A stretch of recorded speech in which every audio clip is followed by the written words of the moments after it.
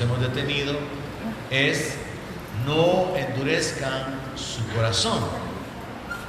Ese es el punto principal de esta noche. No endurezcan su corazón. Una exhortación hecha por el apóstol al pueblo de Dios, lo cual significa que es posible entonces que nosotros endurezcamos nuestro corazón y que tengamos que enfrentar algunas consecuencias, o que tengamos que soportar algunas consecuencias por causa de no obedecer esta instrucción de la palabra. Ahora, antes de ir al verso 7, antes de que vayamos al verso 7, que es donde vamos a comenzar la meditación o el estudio de esta noche, veamos rápidamente dónde terminamos en la sesión pasada, en la sesión de la semana antepasada. Veamos el verso 5 y el verso 6 de Hebreos capítulo 3, donde se lee que Moisés a la verdad fue fiel en toda la casa de Dios como siervo, para testimonio de lo que se iba a decir. Pero Cristo fue fiel como hijo sobre su casa, y luego dice: la cual casa somos nosotros, si retenemos firme hasta el fin la confianza, es decir, la fe, y el gloriarnos en la esperanza. Este es un punto muy importante, porque no solamente quiero compartirle esta noche la exhortación de no endurecer el corazón, de tener cuidado que nuestro corazón se endure, sino que también consideremos este verso, el verso 6, porque vamos a encontrar otro verso similar esta noche, en la exhortación en la que nos vamos a detener. Vea ese texto del verso 6 y manténgalo en mente para que vayamos al inicio de nuestra meditación de esta noche. Pero Cristo fue fiel como hijo sobre su casa, y esa casa somos nosotros. Nosotros somos templo y morada del Espíritu Santo. Nosotros somos la habitación de Dios. La condición que sería equivalente a esto, voy a inventarme un ejemplo. Usted adquiere una casa y le dicen que después de 244 cuotas va a ser suya, y hay un contrato y usted está pagando mensualmente esa casa. Si a usted le preguntan que si esa es su casa, usted dice: sí, es mi casa, porque ya hay un documento a su nombre y hay un contrato y hay un acuerdo, y esa es su casa. Pero para que su casa siga siendo su casa, usted tiene que continuar pagándola, porque en el momento que deje de pagarla puede venir un proceso de que le quiten la casa, que lo desalojen, y ya no será su casa.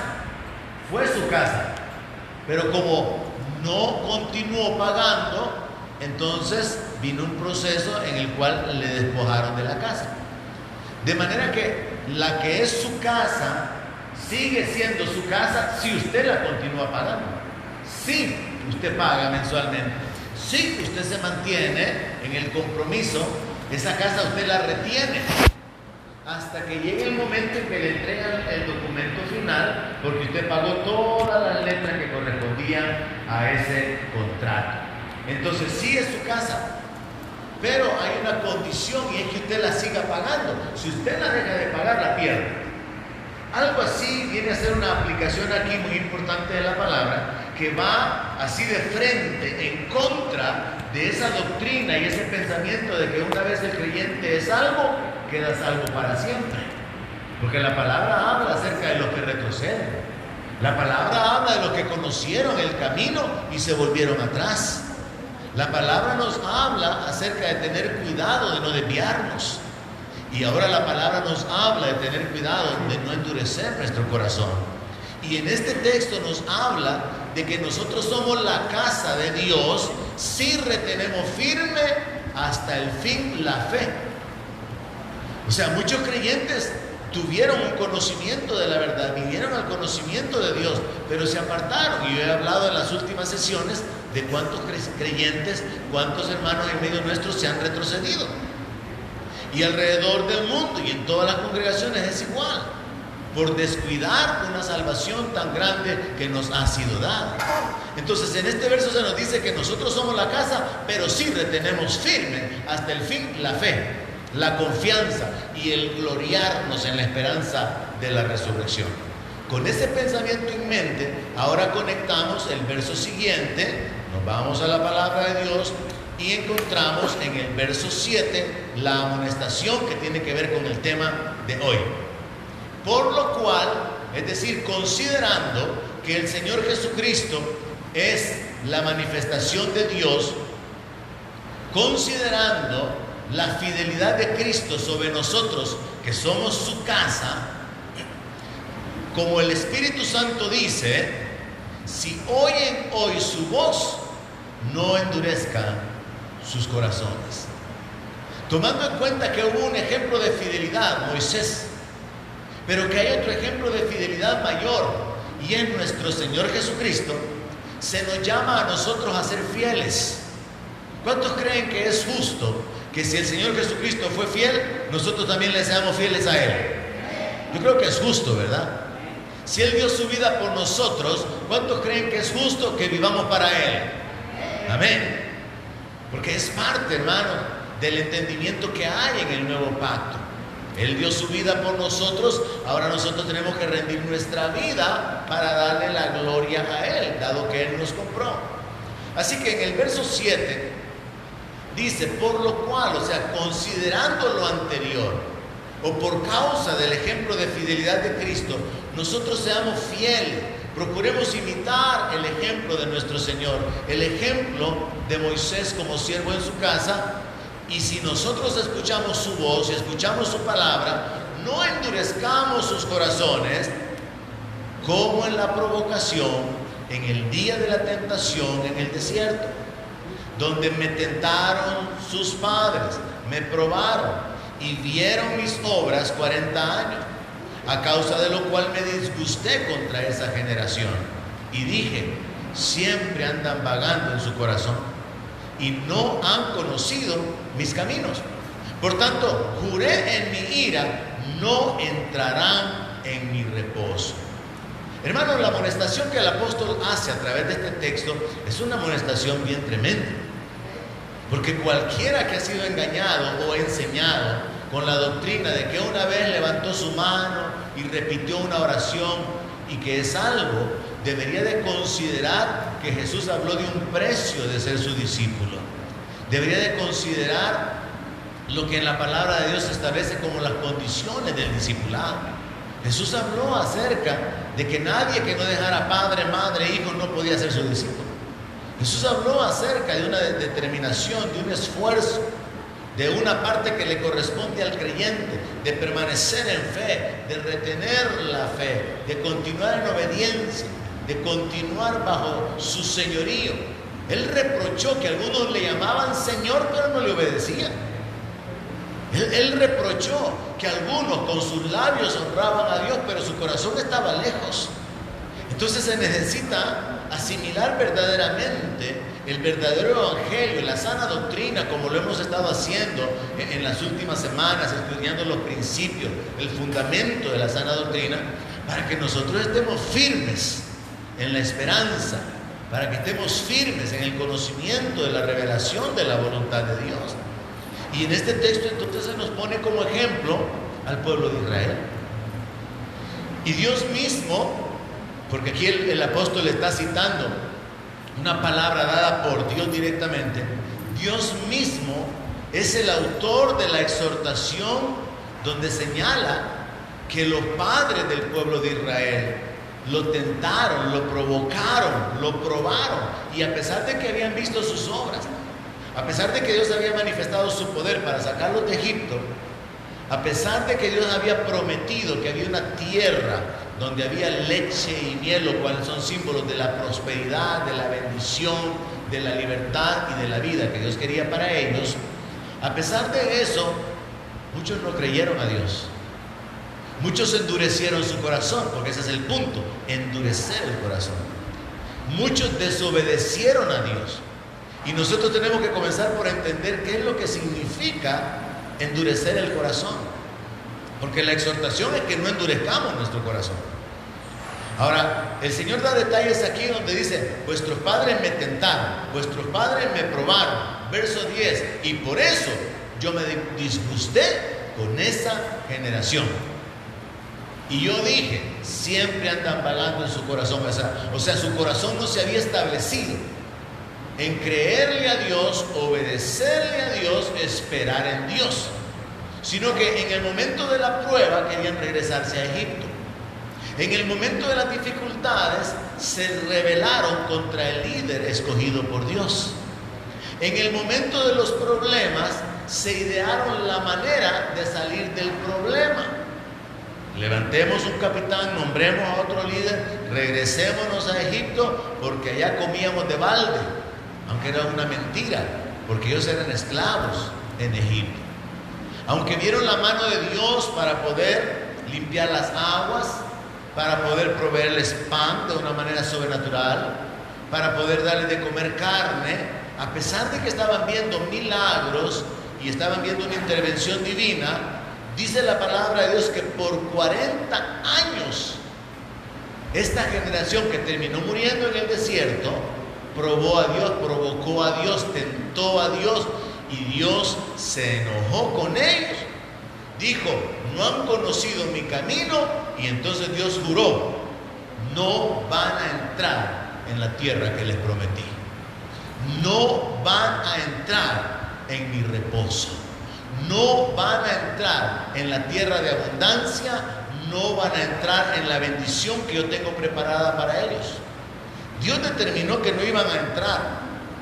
Ahora entonces comprendamos que desde el verso 7 hasta el verso 11 se nos está diciendo que, considerando la divinidad de Cristo y la fidelidad de Cristo, que nosotros no seamos rebeldes, que nosotros no seamos incrédulos en la clave, como vamos a verlo en el verso 12.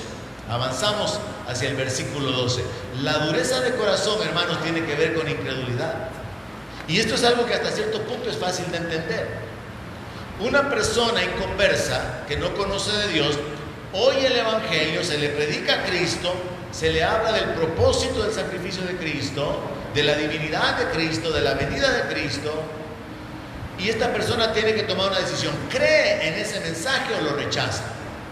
Y cuando esta persona decide creer al Señor, comienza una relación con Dios porque ha recibido el testimonio de Dios y se convierte en un creyente, se convierte en un hijo de Dios. Pero en ninguna parte de la Biblia dice que una vez alguien nace de nuevo, una vez alguien es un creyente, ya no tiene el peligro de volverse atrás. Todo lo contrario, la Biblia habla del peligro de caer. La Biblia habla del peligro de retroceder. Y recientemente, a través de la serie de la sana doctrina, vimos que la gente puede retroceder por la codicia del dinero. Pueden retroceder por tener un corazón que no es sincero. Pueden retroceder por amar al mundo y las cosas del mundo.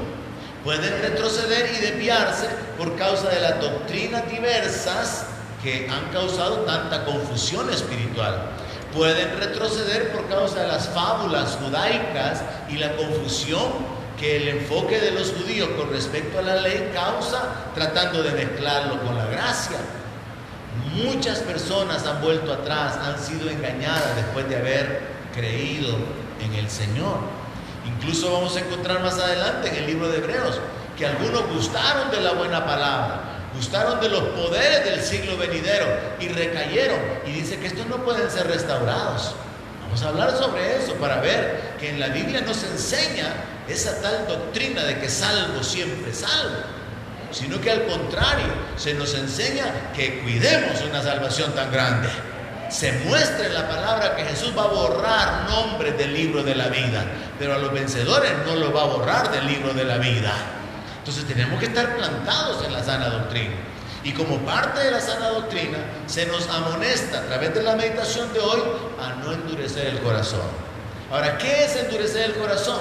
Es el acto cometido por un creyente de comenzar a rechazar la palabra, no creer las promesas, no creer los mandatos y tomar la decisión de actuar sobre su propio entendimiento, sobre sus propios razonamientos. Veámoslo en el verso 12. Miren, hermanos, que no haya en ninguno de ustedes, esto es un examen personal, no es para que usted mire el corazón de los demás, porque de hecho no puede. Miren, hermanos, que no haya en ninguno de ustedes corazón malo de incredulidad para apartarse del Dios vivo. ¿Cuándo es que un creyente se aparta del Dios vivo? Respuesta: cuando su corazón, que ahora es identificado como un corazón malo, se ha llenado de incredulidad a la palabra. Así como un incrédulo se convierte en un creyente, usted es testigo de esto, creyentes se vuelven a convertir en incrédulos. ¿Me entienden lo que estoy diciendo? ¿Alguien conoce a alguien que era un creyente y ahora vive como un incrédulo? ¿Sí? Es una cuestión de una decisión. Voy a seguir viviendo con mi fe en Cristo hasta que dé el último aliento de mi vida, o cuando encuentre las dificultades de matrimonio, de salud, de finanzas, voy a concluir que Dios no me escucha, que yo ya no creo su palabra, ya no creo sus promesas y me voy a retroceder. Esa es la decisión que todo ser humano tiene que enfrentar continuamente. Entonces, bajo el enfoque de no endurecer el corazón, el apóstol aborda el punto de la incredulidad, porque un corazón tierno es un corazón crédulo, un corazón sensible es un corazón que recibe la palabra. Por el contrario, un corazón endurecido es un corazón en el cual la palabra ya no penetra, rechaza la palabra. Entonces la incredulidad está conectada con la dureza del corazón, y la dureza del corazón o incredulidad se le llama en la Biblia corazón malo. Entonces la gente incrédula tiene un corazón malo. ¿Por qué? Porque no recibe la palabra del Dios bueno, porque no recibe la palabra que es verdad. Y el creyente, según este texto, puede haber permanecido durante algún tiempo cuidando su salvación, perseverando en la fe, pero se descuida por no alimentarse de la palabra, por no orar, por no adorar, por no obedecer los principios espirituales de la palabra de Dios que conoce, y gradualmente se va enfriando, como acostumbramos a decir en el lenguaje evangélico. Se va enfriando, pero en realidad se va llenando de incredulidad. Le decía el día domingo, con mi esposa coincidíamos en el pensamiento de que como nos fuimos a la academia el miércoles y habíamos andado ocupados con los misioneros, sentíamos que hace tanto tiempo no veníamos a la iglesia. Y nos sentimos así vacíos, nos sentimos como que a un pez lo han sacado del agua y quiere volver al agua. Y yo expresaba el día domingo de que yo no entiendo cómo pueden haber creyentes que les da igual venir a la iglesia, no venir, desaparecerse, volver a aparecer y vivir tan así, tan indiferente. Pero la respuesta es que el corazón se está endureciendo. Cuando a usted le da igual congregarse o no congregarse, su corazón se está endureciendo. Y especialmente los que me escuchan ahora, por eso dije, muchas veces la palabra no es para los que vinieron, es para los que no vinieron. Para ustedes que van a ver este mensaje posteriormente, cuando usted no siente ya ese anhelo por la palabra, esa hambre por la palabra, ese anhelo por la comunión con Dios, ese deseo por adorar, su corazón se está endureciendo. Tiene que tener mucho cuidado. Y como vamos a ver más adelante, la base para endurecer el corazón se llama pecado. La base para poder caer en la incredulidad es la maldad que nosotros toleramos. Vamos a avanzar hacia ahí, pero quedémonos con este aspecto. El verso 12 dice que es la responsabilidad de cada uno mirar y examinarnos de que no haya en nosotros un corazón malo de incredulidad para apartarse del Dios vivo. Es decir, que cada uno de nosotros tiene no solamente la responsabilidad, sino que la determinación de poder apartarse de Dios. En el libro de Romanos capítulo 8 se nos enseña que el ocuparse de la carne es muerte, pero ocuparse del Espíritu es vida y paz. ¿Y a quiénes se les está hablando? A cristianos. O sea que un cristiano puede permanecer en la vida, avanzando hacia la victoria, avanzando hacia el milagro, avanzando hacia la gloria eterna, avanzando hacia la manifestación de la gloria de Dios. O puede retrocederse por causa del pecado y de la carnalidad, avanzando hacia la muerte. La Biblia es clara en enseñarnos acerca de los que se deslizan. Incluso la palabra de Dios dice que el que retrocede no agradará a mi alma, dice el Señor. Entonces, muchas amonestaciones relacionadas con tener cuidado con la doctrina, tener cuidado con nuestra vida, tener cuidado de nuestro corazón por sobre todas las cosas. Y ahora particularmente, tener cuidado de un corazón que se llena de incredulidad. Yo no sé si usted ha platicado en alguna ocasión con alguien que le diga, es que mire, yo no sé qué creer. Antes creía en los milagros, pero Dios no me sanó, no sanó a mi familiar y yo ya no sé qué creer. Oigo que predican una cosa, he oído a una persona por aquí, he visto a otra persona por allá con tal mensaje y yo estoy confundido, ya no sé qué creer. El diablo va a tratar de hacer que los que están firmes caigan, y por eso la palabra dice que el que está firme tiene que tener cuidado de no caer. O sea, muchas advertencias en la palabra de Dios, hermanos. No es solamente yo confieso a Cristo como mi Salvador y luego voy a la iglesia cuando me queda tiempo. No es así. Es un asunto de seguir al Señor, de esperar en el Señor, de creer la palabra del Señor, de obedecer la palabra del Señor. Y si caemos, nos levantamos y seguimos adelante. Si estamos bien, le damos la gloria a Él. Si estamos mal, clamamos a Él, como está escrito. ¿Está alguno alegre? Cante alabanzas. ¿Está alguno afligido? Haga oración. Es una vida de dependencia, es una vida continua, de depender de Dios. No es una vida religiosa, no. Es una vida de comunión con Dios por medio de la palabra, por medio de la oración, por medio de la adoración. Y nuestra vida misma se fundamenta en los mandamientos y en las promesas de Dios. Si es un mandamiento, voy a procurar obedecerlo. Si es una promesa, voy a procurar hacerla mía. Eso es vivir por fe. Y somos llamados por la palabra a retenerla. Entonces, cuando nosotros nos descuidamos en nuestra posición, y le ha sucedido a grandes ministros, le ha sucedido a grandes líderes, no le sucede solamente a los creyentes, no le sucede solamente a aquellos que no sirven en las congregaciones, le ha sucedido a cualquiera, o a muchos, le ha sucedido a muchas personas en diferentes niveles, porque al final es una decisión. Yo determino en qué punto voy a creerle a Dios o en qué punto yo voy a comenzar a dudar de las promesas y de la palabra de Dios. Y ahí encontramos entonces que el corazón malo es un corazón incrédulo, y el corazón incrédulo termina apartándose de Dios. ¿Y cómo termina alguien apartándose de Dios? ¿Sabe cómo? Apartándose de la iglesia. ¿Cómo alguien permanece acercándose a Dios? Acercándose a la iglesia, acercándose a la congregación. En medio de mis hermanos te alabaré, practicando el principio de la palabra de no dejar de congregarnos.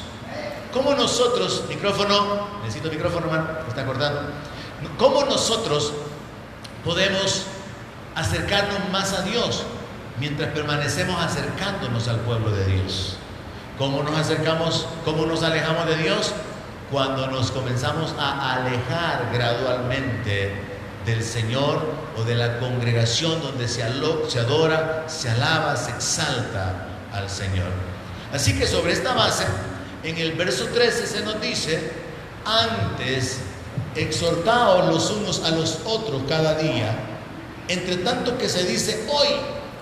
O sea, mientras haya un presente, mientras se pueda hablar en términos de hoy, nosotros tenemos que exhortarnos unos a otros con respecto a la fidelidad, con respecto al compromiso, con respecto al esfuerzo o a la dedicación personal que tenemos que realizar. Y dice: antes bien, exhórtense los unos a los otros cada día, mientras exista un presente, para que ninguno de ustedes se endurezca por el engaño del pecado.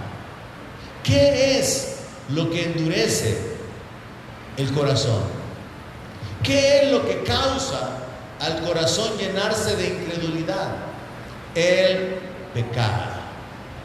Y cuando hablamos de pecado, no hablamos únicamente de los pecados más horribles, de los más espantosos, de los pecados sexuales, de la maldad del corazón, de los homicidios, de los robos. No, pecado que incluye la mentira, pecado que incluye toda injusticia, pecado que incluye cualquier aspecto de maldad en nuestro corazón, egoísmo, malos pensamientos, malos deseos.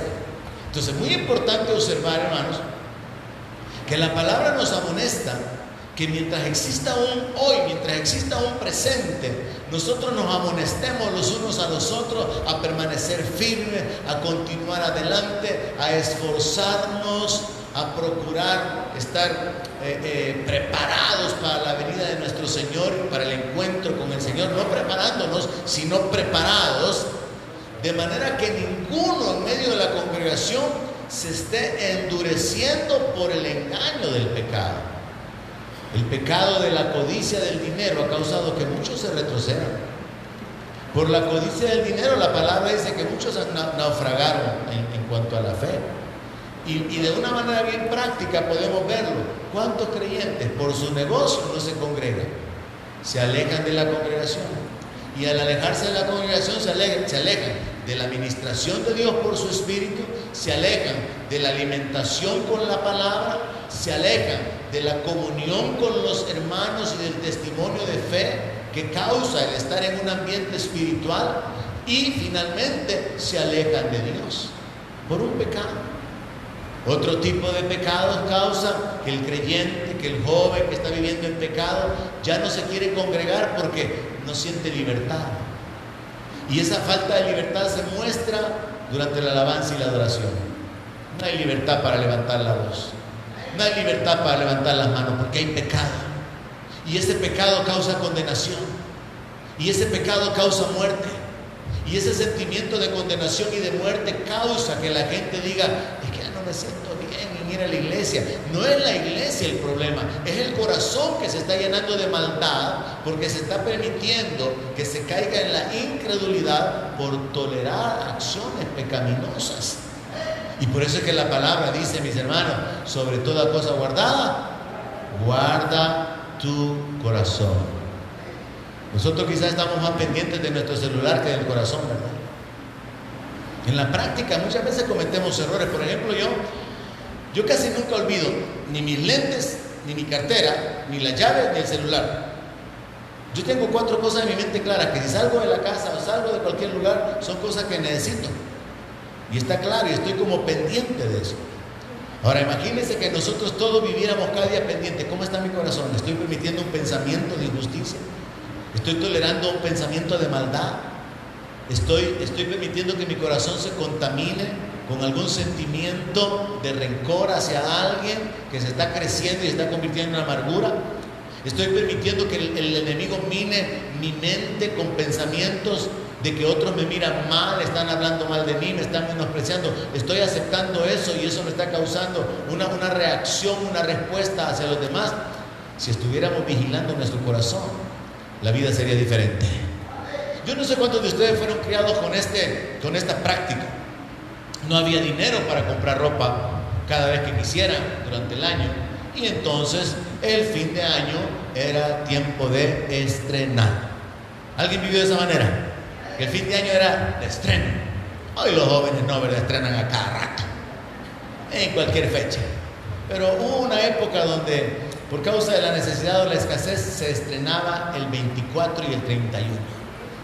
¿Y qué hacía usted cuando se ponía el vestido nuevo, cuando se ponía su camisita nueva y su pantalón nuevo?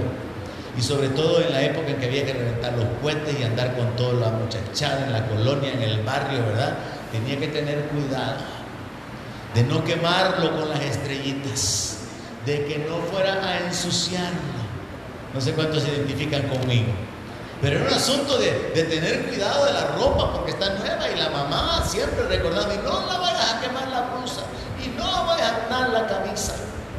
Imagínense que nosotros cuidáramos nuestro corazón cada día, pero estamos tan acostumbrados que salimos cada día, pensamos, miramos, codiciamos, pensamos mal, tenemos malos deseos, tenemos una cantidad de procesos mentales y de procesos espirituales en nuestro corazón, porque no estamos siendo sensibles a decir: no, es que yo no voy a tolerar en mi mente ni en mi corazón un deseo de maldad hacia alguien. No voy a permitirme que por airarme voy a cometer injusticia, voy a caer en rebeldía, voy a caer en un abuso. No, eso no es la norma. Y por eso tenemos que prestar atención a esta instrucción de la palabra.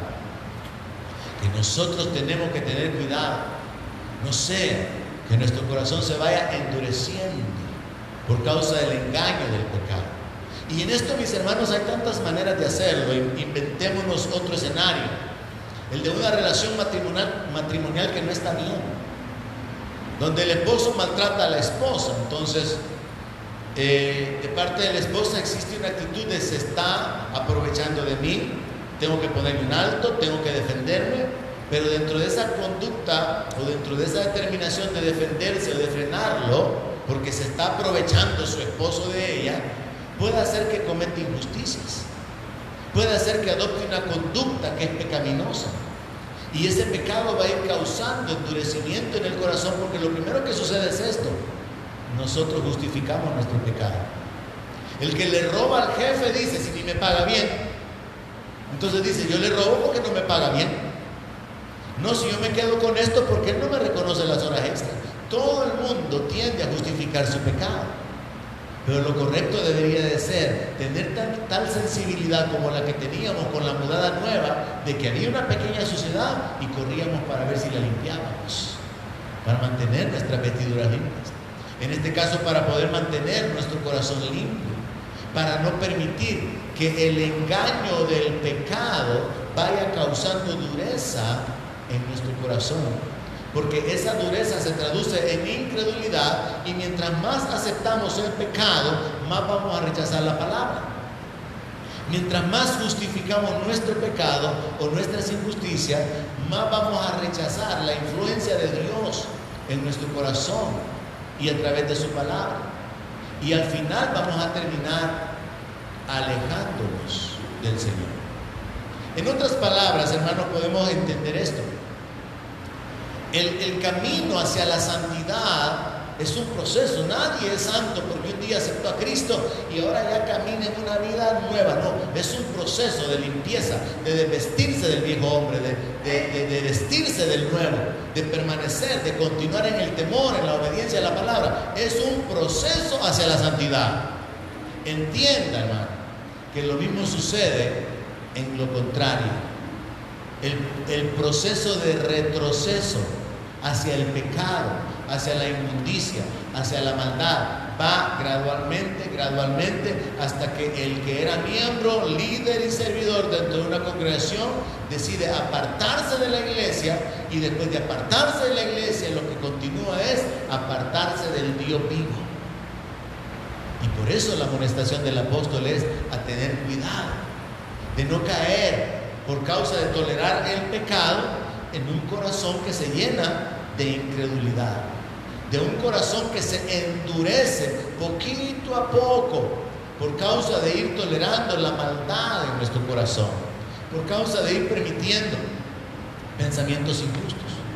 Y entonces nosotros encontramos aquí claramente que el engaño del pecado, muy importante observarlo de esa manera, el engaño del pecado endurece el corazón, y un corazón endurecido es el corazón incrédulo. Entonces podemos establecer en esta porción de la palabra que el pecado es la causa de la dureza. El pecado es la causa de la incredulidad, porque es como que, así como se dice en las leyes de física que dos objetos no pueden ocupar un mismo espacio, su corazón no puede estar lleno de maldad y de bondad al mismo tiempo. Su corazón no puede estar lleno de incredulidad y de fe al mismo tiempo. O hay fe o hay incredulidad. Usted lo puede ver en el principio que el Señor Jesús aplicaba con la gente en cuanto a recibir milagros. No temas, cree solamente. No puede haber fe y temor a la vez. La fe anula el temor. El temor anula la fe. La incredulidad anula la fe. La fe anula la incredulidad. La maldad anula o elimina la bondad. La bondad elimina la maldad. La dureza de corazón sustituye a un corazón sensible para Dios. Un corazón sensible desplaza al corazón endurecido. Entonces, son principios sencillos, pero que podemos entender algo. Están conectados con el pecado. Y muy importante observar que la Biblia dice el engaño del pecado, porque el pecado es engañoso. El pecado, así como el diablo, tiene el poder de seducir, de atraer, de hacer creer que no habrán consecuencias, de hacer creer que no va a resultar en muerte. Pero si Dios lo ha dicho, Dios no se equivoca. La paga del pecado es muerte, y siempre lo será. Entonces avanzamos hacia el verso 14 y encontramos un texto que se conecta con el verso 6, porque prácticamente el apóstol Pablo está haciendo un énfasis en un principio importante: el principio de retener nuestra confianza, el principio de retener nuestra fe, el principio de retener nuestra obediencia, el principio de continuar reconociendo el señorío de Cristo. Verso 14: porque somos hechos participantes de Cristo con el propósito de que retengamos firme hasta el fin nuestra confianza del principio. Oiga eso. Nosotros hemos sido hechos participantes de Cristo. No solamente hemos sido injertados en el cuerpo de Cristo. ¿Cuántos saben que verdaderamente son miembros del cuerpo de Cristo? Somos miembros del cuerpo de Cristo porque por el Espíritu fuimos todos bautizados en un cuerpo, en el cuerpo de Cristo, y somos miembros del cuerpo de Cristo. Pero no solamente somos injertados, introducidos, sumergidos, conectados con el cuerpo de Cristo, que es la verdadera iglesia, sino que también se nos dio el espíritu del Hijo, el espíritu de adopción. Se nos ha hecho participantes de la naturaleza divina, dice la palabra de Dios. Y es por eso que somos una nueva criatura. El que está en Cristo, nueva criatura es. ¿Por qué es una nueva criatura? Hay una revelación profunda en eso. Los ángeles son ángeles, los animales son animales, los seres humanos son seres humanos, pero los cristianos son una nueva criatura. Esa nueva criatura es una nueva forma de vida creada por causa de la regeneración de un ser humano pecador al cual se le da la naturaleza divina y es establecido como hijo de Dios. Entonces una cosa son los ángeles, otra cosa son los humanos, otra cosa son los animales y otro tipo de vida son los hijos de Dios. ¡Aleluya! Esa es la nueva criatura. No existía antes. O sea, usted es una nueva raza. Y si no lo llega a entender, y si no lo llega a descubrir, usted va a vivir con una mentalidad baja, como de la naturaleza caída, y no va a poder conquistar las promesas, no va a poseer, no va a hacer o a cumplir su llamado por falta de conocimiento. Pero el que llega a entender, soy una nueva criatura, injertado en Cristo, más que vencedor, hijo de Dios, coheredero juntamente con Cristo. Y yo quisiera estar viendo aleluya, amén, aleluya. El que llega a descubrir eso, encuentra una vida nueva. Pero el religioso no. El religioso solamente encuentra un mensaje repetitivo que lo carga con mandamientos, con prohibiciones, con limitaciones, y siente el peso de la exigencia pastoral que quiere que esté metido en la iglesia cada vez que haya culto, como que si no tuviera otras cosas que hacer. Y siente que los mensajes son dirigidos personalmente y que solo hace falta que le ponga el nombre y apellido. Pero el espiritual no. El espiritual se deleita en la palabra de Dios, se deleita en la adoración, se deleita en la comunión con Dios, se deleita disfrutando y viendo que la palabra se cumple en él, porque todas las promesas de Dios son verdad, porque él no es hombre para que mienta. Y se goza y le da gracias a Dios al ver que se cumple la palabra en su vida. Se goza de vivir con expectativa en medio de la adversidad, porque está esperando que el milagro se manifieste. Y cuando el milagro se manifiesta, testifica, lo publica, y otros también se alegran por causa de ese milagro. Es muy diferente. Pero es por causa de comprender la nueva creación. Es por causa de entender la posición en Cristo. Entonces nosotros podemos ver en este texto, verso 14, que nosotros somos hechos participantes de Cristo. Se nos ha dado a Cristo. Se nos ha dado el espíritu de adopción por el cual clamamos, Abba, Padre. Somos hijos de Dios. Pero vea esa frase, con tal, con el propósito, a fin de que, con la condición de que, eso sería más claro, somos participantes de Cristo con una condición, que retengamos firme hasta el fin nuestra confianza del principio. Como predicó el pastor Joe, y no recuerdo si aquí o en alguna de las mensajes que estuvo dando, esta epidemia removió a mucha gente de las iglesias. Aparentemente estaban firmes, pero han vuelto atrás y no se han vuelto a levantar. Y es un fenómeno en todas partes. Gente que estaba en las iglesias ya no está más en las iglesias. Hubo un fenómeno. Algunos se fortalecieron, pero otros se murieron en la pandemia.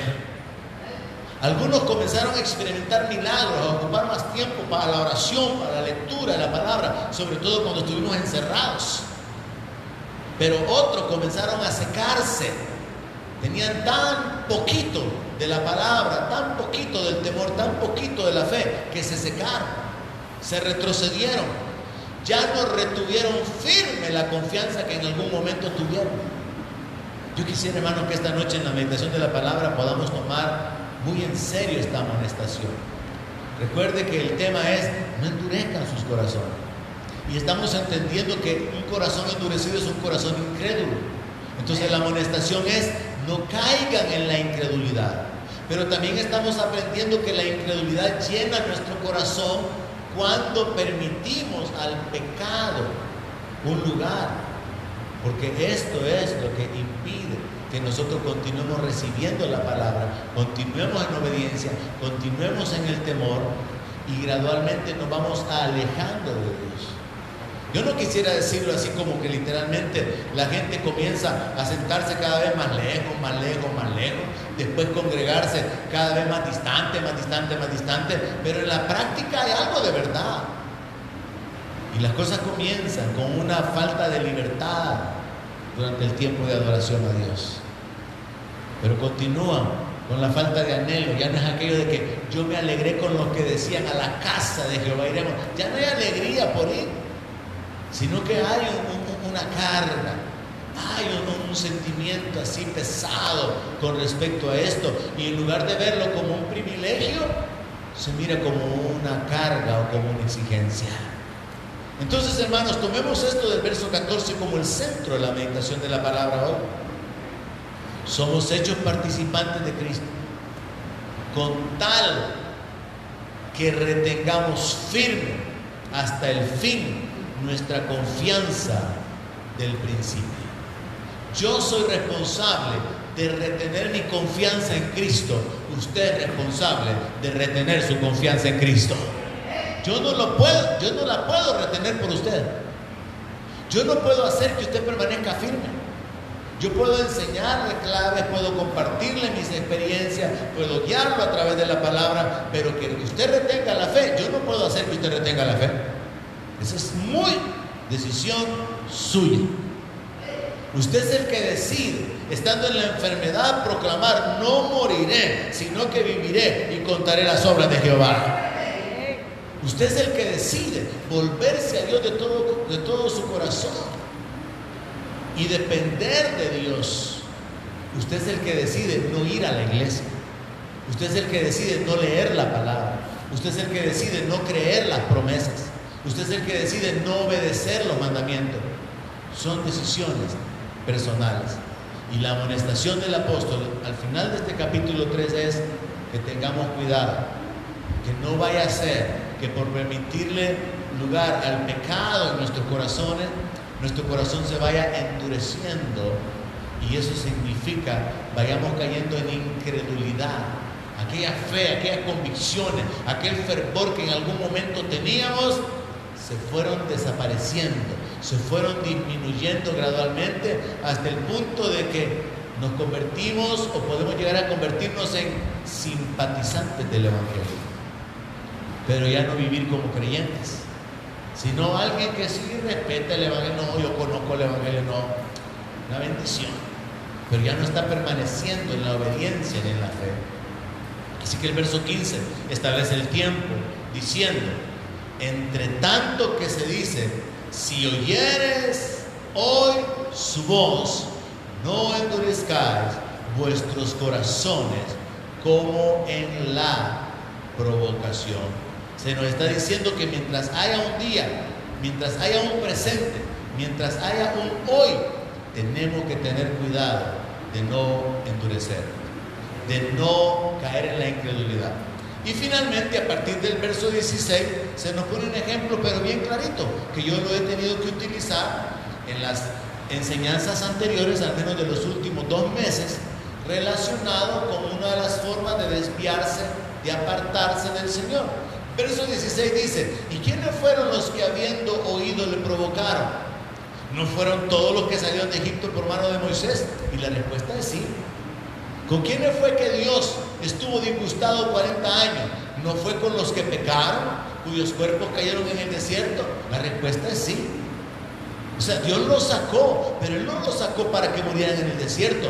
Dios los sacó para llevarlos ¿a dónde? A Canaán, a la tierra prometida. El propósito de Dios era sacarlos de la esclavitud a la libertad, de la miseria a la abundancia, de la muerte hacia la vida. Amén. Pero ¿por qué no lo alcanzaron? Porque cayeron en la incredulidad. ¿Cómo llegaron a la condición de incredulidad? Porque permitieron el pecado, permitieron la desobediencia, permitieron la falta de honra al líder que Dios les había puesto, permitieron el romper o quebrantar mandamientos de Dios que Él había establecido para que ellos pudieran obedecer. Y gradualmente terminaron ya no creyéndole a Dios, que los había sacado con mano poderosa de Egipto. Verso 18: y a quienes juró que no entrarían en su reposo, sino a aquellos que desobedecieron. Y vemos que no pudieron entrar a causa de incredulidad. ¿Por qué fue que se quedaron postrados en el desierto? Porque Dios dijo, cuando les escuchó hablar: este Dios nos ha traído al desierto para que muramos, le dijeron a Moisés. Entonces Dios dijo: bueno, como eso es lo que han dicho, muéranse. Si usted busca la historia y los detalles, fue cuando ellos se rebelaron y proclamaron que ya no creían que Dios los iba a llevar a la tierra prometida, que entonces Dios dijo: entonces van a vagar en el desierto hasta que se mueran, y va a entrar una generación, la generación de sus hijos. Ahora, ¿cómo se aplica esto a nosotros? Porque esto no es un asunto de aprender historia, es un asunto de aplicarlo a nuestra vida. ¿Cómo esto se aplica a nuestra vida? Simple. Dios salvó a Israel de Egipto y los quería llevar a Canaán, pero no entraron por la incredulidad. Y la incredulidad llenó sus corazones porque toleraron el pecado. La aplicación práctica para nosotros es exactamente la misma. Dios nos ha salvado por medio del sacrificio de Cristo, y nuestra fe en Él ha causado que tengamos vida, porque el que cree en mí ha pasado de muerte a vida, dijo el Señor.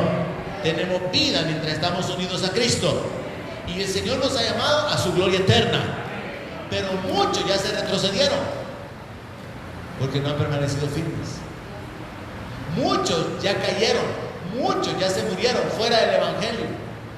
Muchos que perseveraron por años murieron sin Cristo, murieron sin haber retenido la fe. Y otros todavía están vivos, pero ya no han retenido firme hasta el fin la esperanza que antes tenía. Y entonces ahí viene la amonestación hacia nosotros: hermano, permanezcamos firmes en el Señor. Tengamos cuidado y entendamos que la incredulidad llena el corazón cuando comenzamos a permitir pecado en nuestra vida, porque el pecado es lo que endurece el corazón y causa que vayamos rechazando la palabra, que vayamos decidiendo qué creemos, qué no creemos, hasta que después llegamos al punto, ya no sé qué creer. Muchos cristianos evangélicos terminan hablando de esa manera: yo ya no sé qué creer, hermano, con tanto que se oye. con tanta predicación diferente, yo no sé qué creer. Yo sí sé qué creer, que Jesús es el Señor, que Él murió por mis pecados, que Él es el juez de los vivos y de los muertos, que Él volverá y que el reino va a ser establecido, que Él es el camino, la verdad, la vida, el Cordero de Dios que quita el pecado del mundo, que Él es el alfa y la omega, el verbo que se hizo carne, mi Dios, mi Señor, mi Rey, mi Salvador. Yo sí sé qué creer, pero soy responsable de retener esa confianza, y usted también, y cada uno de los que miran este mensaje. Somos responsables de no caer en el pecado de la incredulidad. Pidámosle a Dios que nos ayude para poder perseverar. Padre, gracias por la vida, gracias por sostenernos hasta el día de hoy, por tu gran misericordia, tu bondad, tu fidelidad, Señor, tu gracia y tu paciencia, por soportarnos, Señor, por mostrarte en nuestra vida y no pagarnos conforme a nuestras obras. Señor, reconocemos nuestra necesidad de ti, te pedimos tu ayuda. Ayúdanos a permanecer, ayúdanos a avanzar, ayúdanos a llevar fruto para tu gloria. Ayúdanos, Señor, dándonos sabiduría, guiándonos, dirigiendo nuestros pasos, de manera que podamos honrarte, glorificarte. En el nombre de Jesús te lo pedimos.